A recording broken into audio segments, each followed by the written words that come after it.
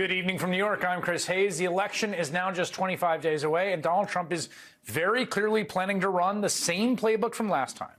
We are watching a slow-motion insurrection. In these final weeks of the campaign, Trump and his allies are laying all the groundwork, getting ready to reject the free and fair result of this election if he does not win. That's plain as day. We all know it, right? Today, J.D. Vance said he would help his running mate in another coup attempt after refusing to acknowledge that Trump actually lost in 2020 over and over again. Do you believe he lost the 2020 election? I think that Donald Trump and I have both raised a number of issues with the 2020 election, but we're focused on the future. I think there's an obsession here with focusing on 2020. I'm much more worried about what happened after 2020, which is a wide open border, groceries that are unaffordable. And look, Senator, yes or no? Okay. Did Donald Trump lose the 2020 election? Let me ask you a question. Is it okay that big technology companies censored the Hunter Biden laptop story, which independent analysis have said it cost Donald Trump millions of votes? Senator Vance, I'm going to ask you again. Did Donald Trump lose the 2020 election? Did big technology companies censor a story that independent studies have suggested would have cost Trump millions of votes? Senator I think that's Vance, the question. I'm going to ask you again. Did Donald Trump lose the 2020 election? And I've answered your question with another question. You answer my question and I'll answer yours. Senator, would you have certified the election in 2020? Yes or no? I've said that I would have voted against certification because of the concern that I just raised. I think that when you have technology companies... The answer is no. Now, to some degree, perpetuating the 2020 lie is about protecting Donald Trump's fragile ego. And J.D. Vance, as his eager crony, right, has to make sure, like, the big guy doesn't get upset. But also, more seriously, we have to take J.D. Vance and Trump seriously. Every day, they're telling us how they're approaching this, right? They're openly plotting to steal this election. Because while we may be used to the lies and the anti-democratic rhetoric after so many years, and in some ways we just are heading towards a very dangerous and precarious moment. And I know I'm not saying anything new or earth-shattering or like wildly insightful by saying that, but it must be said. 25 days out. So next month, we're going to find out, election night, night after, week after, who won, right? If Kamala Harris has won 270 electoral votes. Now, that will not actually be enough for her to be sworn in as the next president. And here's the rub. In years past, it was. In 2004 and 2012, other elections I've covered in 2016. But what is going to happen is that our democratic system will be existentially challenged once again as Donald Trump attempts to do what he did in 2020. Everybody knows this. This time, he will have a much bigger running start, as well as the backing of the Republican Party, a whole group of right-wing lawyers, and possibly, as we saw on January 6th, violent mobs.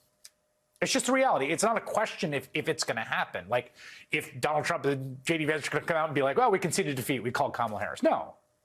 Again, Trump and his running mate have told us over and over again they will not accept defeat. The people who work closely with him agree. General Mark Milley, this is Trump's chairman of the Joint Chiefs of Staff. This is a pretty serious dude. His top general worked with Trump, was in the room with him, says Trump is, quote, a fascist to the core. Not my assessment. A fascist to the core and the most dangerous person in the country. That's who we're dealing with. And Trump's allies are already taking action. Republicans are attempting to seed the ground for a legal battle, filing election-related lawsuits all over the country. According to Democracy Docket, a voting rights news platform that tracks election litigation, the Republican Party has been involved in 97 lawsuits so far this election cycle. That's more than 3 times the number we saw ahead of the 2020 election, which, again, was in the midst of COVID, where there was a lot more actually happening on the ground, like states having to change stuff around. The New York Times notes the lawsuits are concentrated in swing states and key counties likely to determine the race. Several of the suits embrace debunked theories about voter fraud and so-called stolen elections that Trump has promoted since 2020. In the third largest county in Pennsylvania, the state that may be the tipping point in the election, the Republican Party is seeking to force local officials to count ballots by hand, evoking debunked conspiracy theories about corrupted voting machines. In the swing state of Nevada, the Republican National Committee falsely claims in a new suit that nearly 4,000 non-citizens voted in 2020. That's obviously nonsense. This week, the RNC filed a lawsuit in Michigan challenging the ability of certain voters who live overseas but are U.S. citizens to cast a ballot in the battleground state. Now, the only answer to this attempt to undo the republic, to finish what they started on January 6th, is to work like hell to preserve democracy through democratic means. Democrats in the Harris campaign have to run hard. They have to persuade people. They have to use rhetoric and logic and reason, right? And emotion to win more votes in swing states. And they've got to fight back in the courts. And as we saw last time, it may come down to having enough people with integrity who are Republicans, nominally in key positions at key moments. And none of this is ideal or even really fair, but it's the reality of the situation. It's weird not to call it out all the time. Like we're just having, oh, so-and-so's running an ad. They're doing these campaign events. We're having, you know. Even though we all lived through Donald Trump's first attempt at coup, the one he was never held for account for, there is something surreal about watching it happen again right now in front of our faces. Ian Basson is co-founder and executive director of Protect Democracy. Fernita Tolson is an election law expert and professor at the University of Southern California School of Law. She's co-host of the Free and Fair podcast, and they join me now. Professor, let me start with you on the election landscape. One of the things that's interesting with these lawsuits, the one that I mentioned, for instance, in Nevada, saying that 4,000 non-citizens have voted. Like, that's nonsense, obviously. The suit has nowhere to go. But some folks make the argument, and I think the folks at Democracy Docket have said that there's zombie lawsuits, that basically they exist to wrap a talking point in a legal filing so that after the election, if they lose Nevada, they can say, we've got thousands of non-citizen voters. Look, we filed a suit beforehand. That it's essentially a kind of big lie seeding through legal means. What do you think of that theory? So first, Chris, thank you for having me on the show. So yeah, it's incredibly plausible that these lawsuits are being brought in order to lay the groundwork for challenges post-election. But let's take a step back. I think that we have to look at the pre-Trump years, which really validated this notion that fraud exists, right? So when in 2008, when the U.S. Supreme Court allowed states to pass laws to address fraud, even if they didn't have any evidence that fraud existed, well, that was our introduction to this idea that, well, fraud might exist. We just don't know if it exists or not. So we're just going to assume it exists. And so in some ways, Trump did not introduce this. 2020 did not introduce this. This has been almost 15 years of a slow move towards legitimizing fraud in our system, even though we don't have any proof of widespread fraud. So one of the reasons I want to make this point is because I don't want people to assume that even if Kamala Harris wins next month, that this goes away, right? This has been building before Trump, and it will exist after Trump, and it will be used to further more voting restrictions, even if we get past this election cycle. Ian, let me play for you what the Speaker of the House, Mike Johnson, said was a similar answer to J.D. Vance. And I want to get your sense of the import of this. Again, at one level, it's about Trump's ego, but it seems deeper to me, particularly when you're talking about people that will be in key roles. This is Mike Johnson being asked by George Stephanopoulos the same question about the outcome of the 2020 election. Can you say unequivocally that Joe Biden won the 2020 election and Donald Trump lost? See, this is the game that is always played by mainstream media with leading Republicans. It's a gotcha game. Now, Johnson followed that up by saying his worries about the 2024 election, the professor's point that thousands upon thousands of non-citizens will be voting. This seems like the line they are hitting ahead of the time so they could use it to overturn the results. Yeah, I mean, they've got a strategy here of the 3 Ds: deceive, disrupt, and deny. The plan is to deceive people before the election with all of these false narratives and scurrilous accusations that don't have any grounding in reality. And then when election time comes around, election day, and now we're in early voting, disrupt with aggressive poll monitoring, with frivolous lawsuits, with what they did in 2022, with people trying to, interfere with drop boxes, and then to deny. Right, as you noted, after the election, to be able to say, see, there was all this evidence of problems, and therefore we're going to deny the result if we lose. The term you referenced earlier, zombie lawsuits, that my colleague Ben Berwick coined about these lawsuits that are seeds, as you said, planted today, that could give them the opportunity after the election to deny the results. And I think the thing you're pointing out now about J.D. Vance and Mike Johnson is that unlike in 2020, Trump now has stocked people around him and created a Republican Party that is fully on board. He still had 147 votes in the Republican Party last time. He has even more this time because he's gotten rid of anybody who would stand in his way. And I think this poses the very danger that General Milley alluded to. And I want to point out, Chris, something that you just flagged on the screen. General Milley, the chairman of the Joint Chiefs under Trump, called him a fascist to the core. And you put up on the screen a news article reporting it from The Independent, a newspaper out of England. The other newspaper that has covered it so far is The Guardian out of England. Where is the American press putting this on banner headlines tomorrow? I mean, it's as if a doctor called your house to tell you you had a fatal heart condition and needed emergency surgery, and the person taking the message wrote it on a Post-it and buried it in some paperwork under the phone. No, if you get that message, you find the person who needs the surgery, you grab them by the collar, and you slap the Post-it on their forehead. And that's what the media needs to do for the days and weeks ahead to warn the American people. But back to politics. Former President Barack Obama campaigned for Vice President Kamala Harris for the first time last night. The former president headlined a rally in Pittsburgh where he criticized and relentlessly mocked Donald Trump.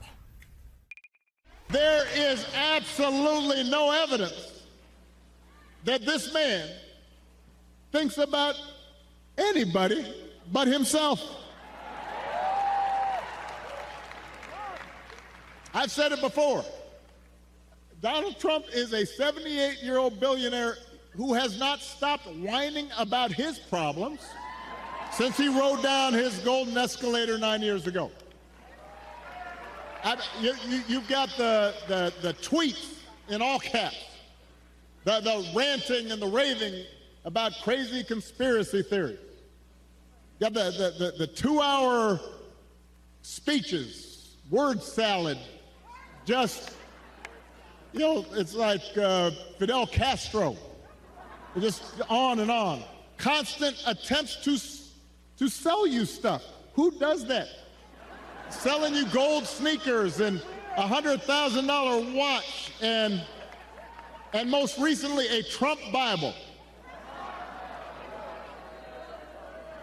You know, he wants you to buy the Word of God, Donald Trump edition. Got his name right there next to Matthew and Luke. Reason some people think, well, I don't know, I remember that economy when he first came in being pretty good. Yeah, it was pretty good, because it was my economy.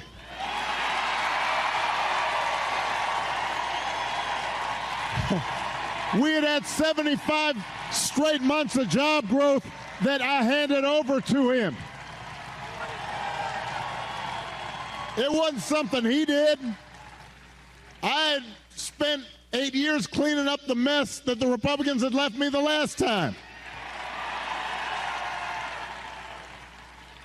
So just in case everybody has a hazy memory, he didn't do nothing except those big tax cuts. As I recall, Donald Trump was president for 4 years.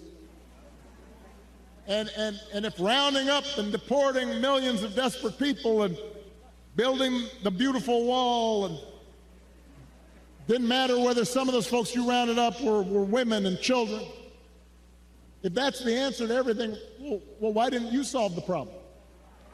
Why were the number of immigrants basically the same when you left office as when you took office? I'll tell you why. Because he didn't have a real plan. He had talking points. He had concepts of a plan. And the plan was mean and ugly. So, Gene Robinson, that's Barack Obama last night in Pittsburgh, state they have to win, the Harris campaign. And people wondering how and when will they use the former president, Obama. And that's exactly where you want to use him, in the state of Pennsylvania. If the Harris campaign, that's how you want to use him, which is kind of free form, mocking Donald Trump, which he's done a lot. He did it, remember, in his convention speech back in Chicago, talking about those terrible sneakers, the Trump Bible, which, by the way, we learned this week is made in China, but we can talk about that later. How effective is Barack Obama, and how much do you expect to see the Harris campaign use him here in these last couple of weeks? Well, the man can talk, right? I mean, he gives a great speech, and that was really it was entertaining, it was informative, and I think for Democrats in Pennsylvania, which is ground zero right now, it was inspiring. I mean, they need to get Democrats out to the polls, and who better to do that than Barack Obama? And I just cracked up when he, that was my economy, that line. But sort of reminding people of recent history and how little Donald Trump actually accomplished as president is just a useful thing to do. And Obama, you see why he is unanimous first ballot Hall of Fame of politics for all time, right? Because you just see what a massive political talent he is. Yeah, and at the same time, I believe it was 2016, he was doing this, and the strategy of the campaign ended up having a bad outcome. But there's no question, Simone, that former President Barack Obama is able to deliver a message about Trump that doesn't appear to be breaking through in any other way, like actually saying, truthfully, he is lying about this, he is lying to you about this, he is lying about legal migrants, Haitian migrants in Springfield. Sometimes it's frustrating. That'll be an understatement to see that not break through with especially Republicans or just decent human beings who should be able to see the difference between right and wrong. Barack Obama, with joy and with humor, is able to sort of get through to an audience that it's not okay to lie. It's not okay to sell the presidency. It's not okay to be a narcissist and to have the reins of the presidency, and on and on and on. Where, in what swing states, in what counties do you think this message has the potential for really breaking through? Where should he go? Well, look, I think it is indicative of where he was just last night. And let me back up and say that there was to your point about how there are good Republicans and whatnot, and yes, decent people. Very decent people. Like, I don't know how we got to this point that Donald Trump has people believing that just because they don't agree with you ideologically that they are the opposition. Former President Obama, in that speech last night, he has like a 4-minute riff where he's like, I'm not doing this for applause. Like, when did this become okay? Right. I tweeted it out last night, and that is he's having a conversation not with Democrats there, right, but with moderate Republicans, independent voters, of which there are some, okay, there are real independents out there in the country, especially in Arizona, and he is very popular with that demographic as well. Oftentimes, President Obama and former First Lady Michelle Obama are talked about as, oh, they can rally the base, and yes, that is absolutely true, but they are also very good and still very popular and have very high numbers with some of these more moderate individuals and independent voters. I will say, I think that there's a mixture of, yes, talk to those folks, and you got to do, because it's a turnout election. Yes, you got to turn out the base, you got to turn out some people that aren't the base. Okay, the Kamala coalition is a broad one. I was struck by his conversation with his off-the-record stop that was very much so on the record with black men and men talking to men. Again, I just think the frankness of which President Obama addressed many things yesterday is something the Democrats should have been doing for a while. Like, in circles will say, yeah, this was Obama's economy. How is Donald Trump just taking credit for it? But yesterday, you heard Obama say, this was mine. Yeah. I did that. Right. So, Elise, what's the reasonable argument for Republicans who are supporting Donald Trump at this point, but there's a chance you can, I mean, it's country over party. I want to talk to you about the reasonable Republicans who are perhaps, oh, come on, Liz Cheney. She went over to the other side when she did the January 6th, which she's not. Okay, she's about as Republican as it gets. Didn't want an insurrection in the Capitol. Yeah, okay. That's fair. I think that's fair, you know. But I mean, to me, it seems you got to be kind of honest about where we are. Okay, Kamala Harris is not going to be the president of your choice. It's not going to be great from your point of view because you're not going to have all the policy agreements that you would have perhaps with a real Republican nominee. But you don't have it in Donald Trump. He's not a Republican. He was a Democrat. He's donated to Kamala Harris. And look what he has done take a look at what he has said and take a look at what he has done and ask yourself, how do you rebuild the Republican Party beyond this person? If you can't say out loud, I can't accept this narcissist who lies and hurts people, but inside you're feeling that way, what's the argument to reasonable Republicans that you can do this? You could actually vote for Kamala Harris and actually believe that that is a path to the Republican Party ultimately rebuilding itself, having a chance to unleash itself from the chains of this cult leader. Right-leaning voters who are considering Kamala Harris need to know that she's not a radical liberal. And I don't think that the Trump campaign has managed to paint her as a radical San Francisco liberal. And that's what they were trying to do from the onset. They haven't had much time, and they haven't really been able to do it. And I think that if you're willing to bridge the Democratic-Republican divide, you're worried about Trump's stability, and it comes down to a values argument. Do you trust this person? Is this someone, are these the kind of values that you want your children? The argument that Liz Cheney very eloquently has been stating, and it's, you know, how it goes, this is not about politics. It isn't about ideology anymore. It's about basic American values, and that is how she's going to woo those right-leaning voters. Joining us now, Michigan State Democratic Party Chair Lavora Barnes, Democratic State Senator of Pennsylvania Marty Flynn, and Charles Coleman, former prosecutor, MSNBC legal analyst, and co-host of the MSNBC special Black Men in America, The Road to 2024. When Barack Obama, Charles, puts his arms akimbo and says, I've got a problem with that, and he's looking at you. Look, you wrote an essay about this for the New York Times. It was headlined, Black men are waiting for a Democratic Party that delivers for them. Where do you see the gap in what the campaign is offering and what black men are looking for? Well, I think one of the things that has to be understood is that you're talking to a very specific segment of this voting demographic. You're talking to primarily black males who are under the age of 50. And when you talk about that, they are looking at the big picture in terms of everything that they are measuring their future by, and they're not necessarily seeing much that's promising. They're seeing themselves still in last place in a number of different indexes, and that's troubling to them. One of the things that I was a little bit, I have, Chris, a profound amount of respect for our 44th Commander-in-Chief, Barack Obama. However, I don't think that the rhetoric yesterday in terms of how it was framed was helpful to the conversation. There's no other voting bloc that you would talk to in that way and then turn around and expect their support. And I do understand that there's a nuanced language when men talk to men, and I'm very sensitive to that. But I also understand that if people are complaining about apathy and not being seen or heard, to dismiss their complaints as excuses is not a good thing. So what would you have wanted to hear from him? He talked about part of what black men were concerned about, or what he was concerned about in terms of the misogyny piece. But what about the other part? What are the part that is legitimate?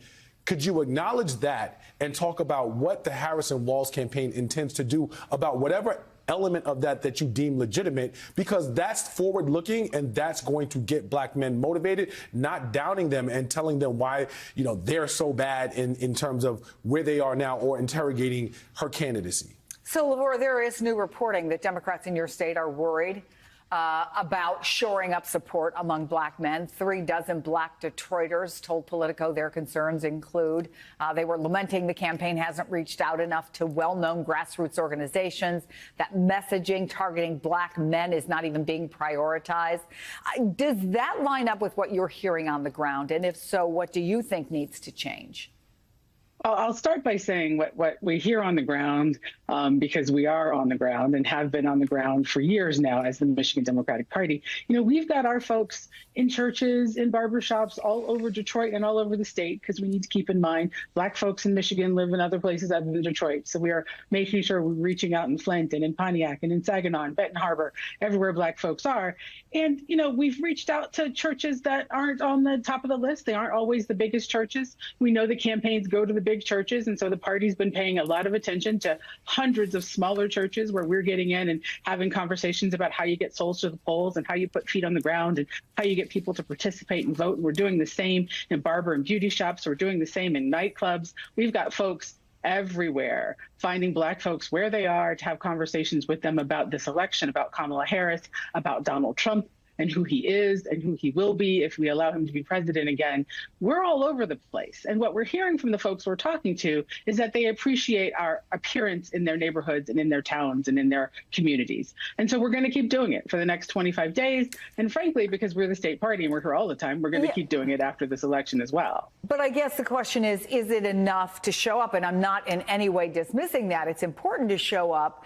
But it sounds like, from the conversations with a lot of folks, they're not hearing necessarily what they want to hear.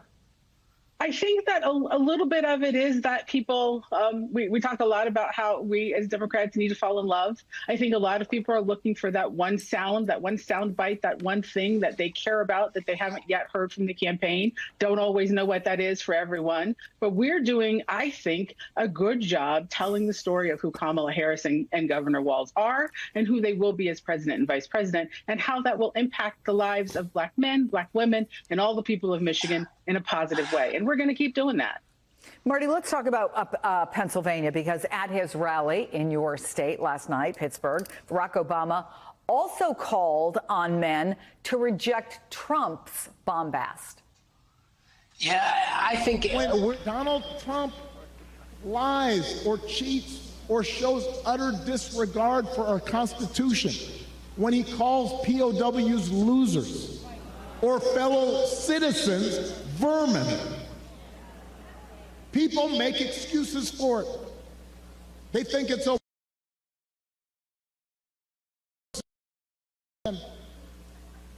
Who seem to think Trump's behavior, the bullying and the putting people down, is a sign of strength.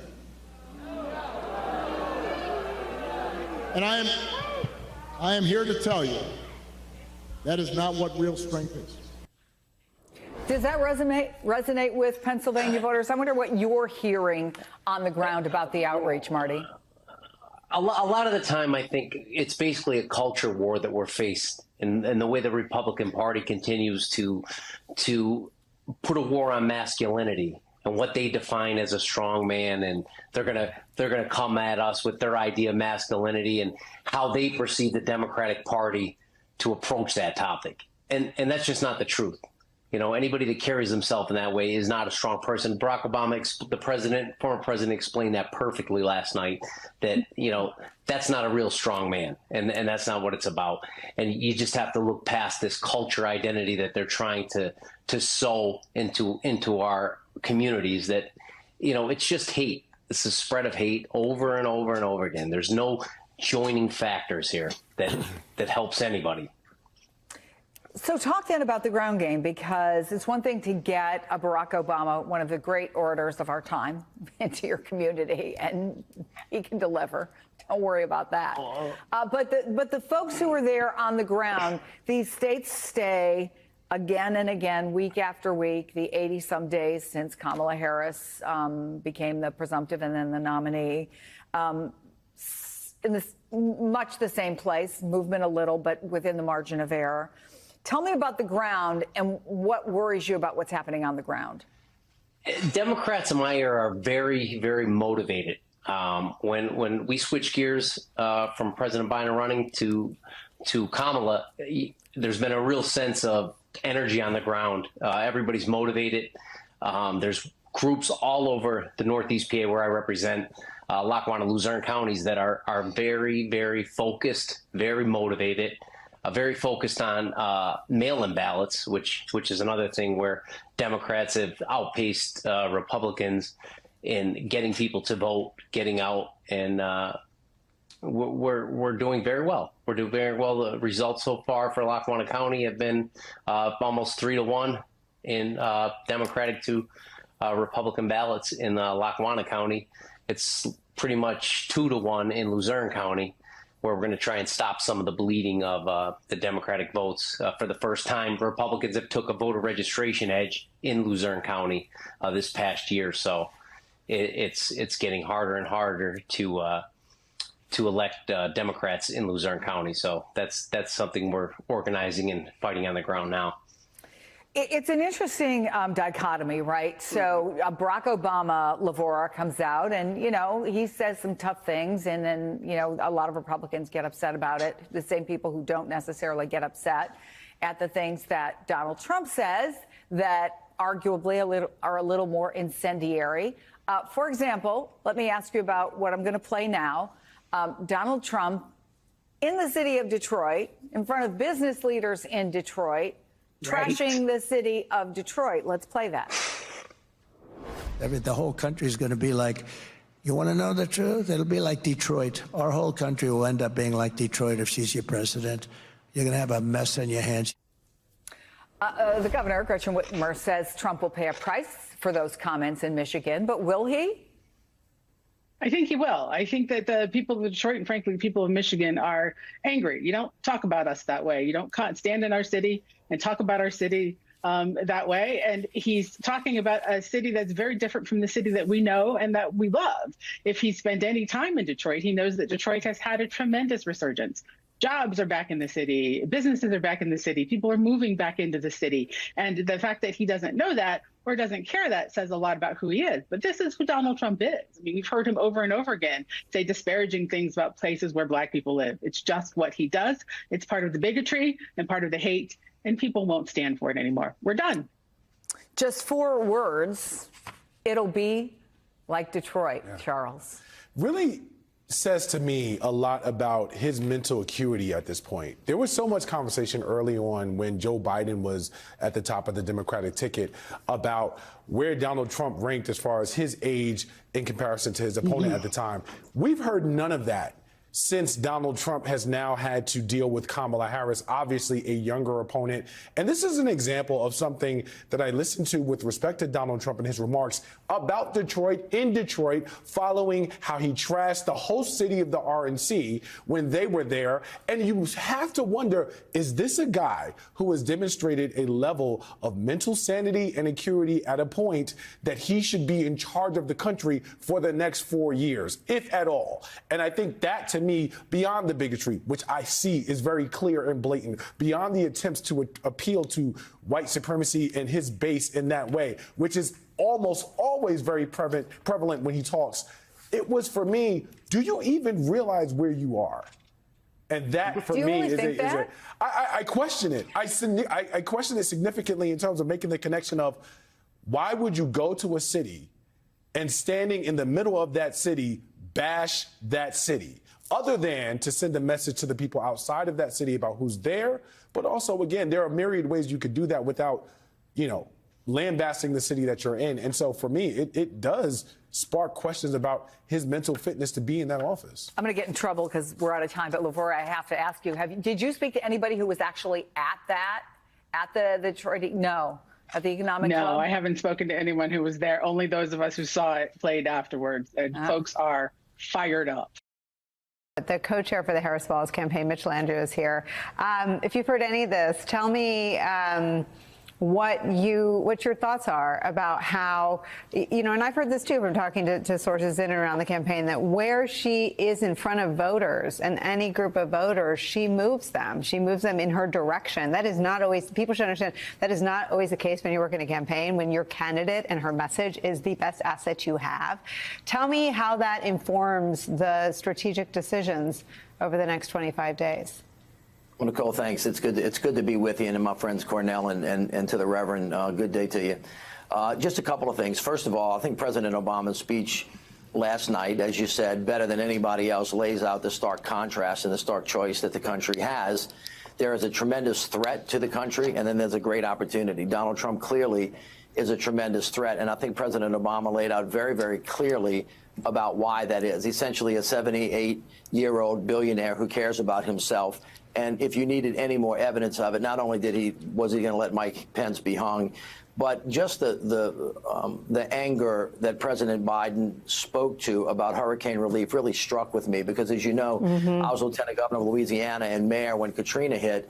And the fact that any leader would try to prey on people's anxiety and weaknesses during their most vulnerable time pretty much tells you everything you need to know about whether you think that person is ever going to lend a helping hand. He has already decided that the way to win, the way for him to get power, the way to help himself is to divide everybody else in the country. And if there was ever a time for us to come together, and there are many, but one of them is when we're recovering from a storm, because anybody who's been through a storm will tell you that a hurricane does not discriminate. It hits everybody equally. And so I was very heartened by that. Secondly, his communication to the young men. He wasn't just, I know that he was talking in that room to young black men, but some of what he said resonated for white men as well about what being a real man really is, what toxic masculinity will do for us. When a person's policies demean our wives or our partners or our daughters or our mothers or our aunts or even our neighbors who might look differently from him, the entire fabric of community rips apart.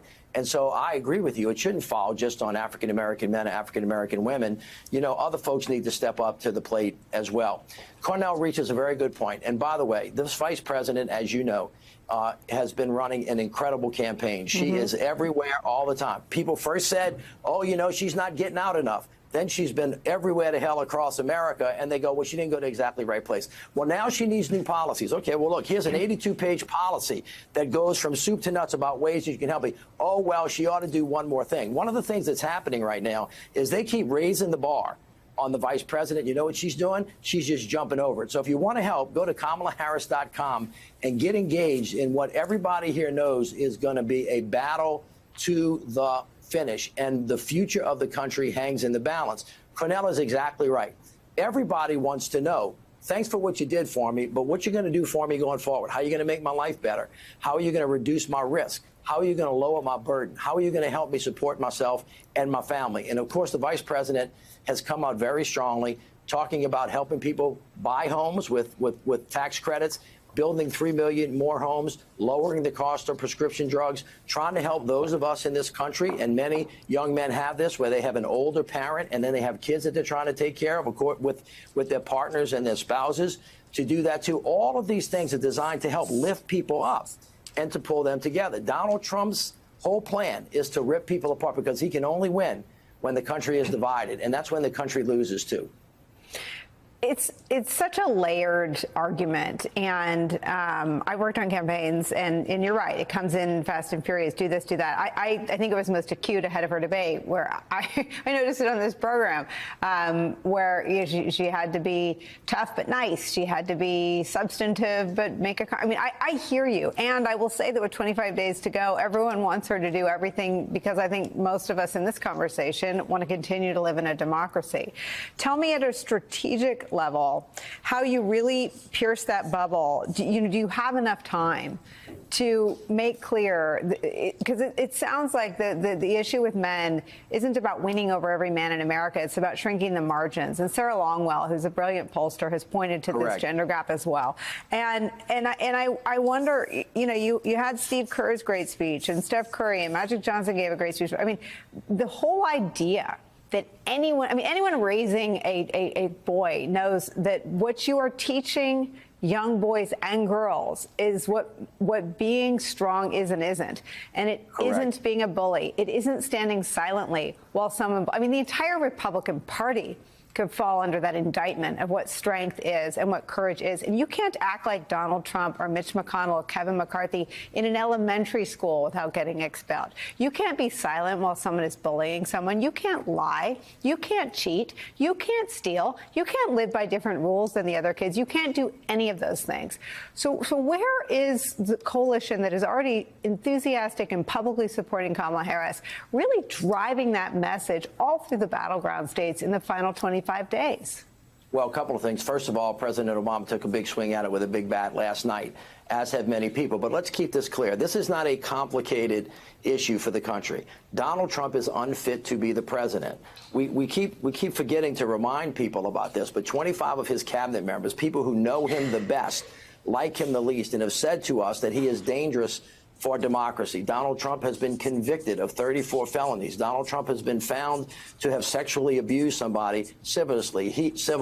He has, in fact, gone bankrupt 6 times. Now, if Donald Trump showed up to your kid's Little League game, baseball, basketball, soccer, whatever it is that you play, and said he wanted to be the coach of your kid's team, most parents in America would kick his butt off the field. So why in the world would anybody think that those values and the way that he acts are things that ought to be in the president of the United States? That's part number one. Part number two is. Can I get pause? I mean, he wouldn't pass the vet, because to be an umpire or a coach, you're vetted, and he's a convicted felon. So not even would they not want him, he wouldn't be vetted out. Correct. But Nicole, the people of America have to face this head on. They know that already. So the question to them is the same one President Obama put that to them. Answer the question. Why is it okay for that person to be the leader of the free world, to be the example to not only the country but the world of what America is? And we have to just stand up and reject it. Listen, freedom's not free. Reverend Sharpton, Cornell, John Lewis, when you think about it, all the people over the years that really suffered and sacrificed for the freedoms that we have cannot believe that American people are going to basically bless those things that Donald Trump have, because they're not virtues, they're vices. And that character of that person leads to choices, and those choices lead to consequences that are bad. Now, Kamala Harris, on the other hand, shows up. She goes to some of the best schools in the country. She gets elected as a prosecutor and puts bad guys and other people in jail. She fights cartels. She then fights about businesses. She fights businesses that actually, steal from other people, like Donald Trump's businesses. Then she becomes a United States senator. Then she becomes a vice president, probably one of the most qualified people ever to run. And some people are saying, you know what? I think I like that J.D. Vance kid who's only been in office 600 days. That can only be one thing. And so you have to really kind of just ask people to think about this again, because freedom is not free, friends. You got to show up. You got to go to the polls. We're trying to go where everybody is. Love the fact that Cornell and the Reverend are keeping us honest and say, hey, yeah, but you might be missing this. You might be thinking about that. It's all hands on deck. KamalaHarris.com. We got to go get this thing. I think we're going to win. But let me just tell you something. This is fourth down. We're at the goal. There's not a whole lot of time left. We just got to push it over. And that's where the battle of freedom is won, on the streets. That's the way it's supposed to be. But if Donald Trump has his way, that America will cease to exist. There's a scene in Jerry Maguire where it gets a little tense, and then Cuba Gooding's character says, we're just finally getting somewhere. So I appreciate you taking my questions, Mitch. Thank you very much for being here.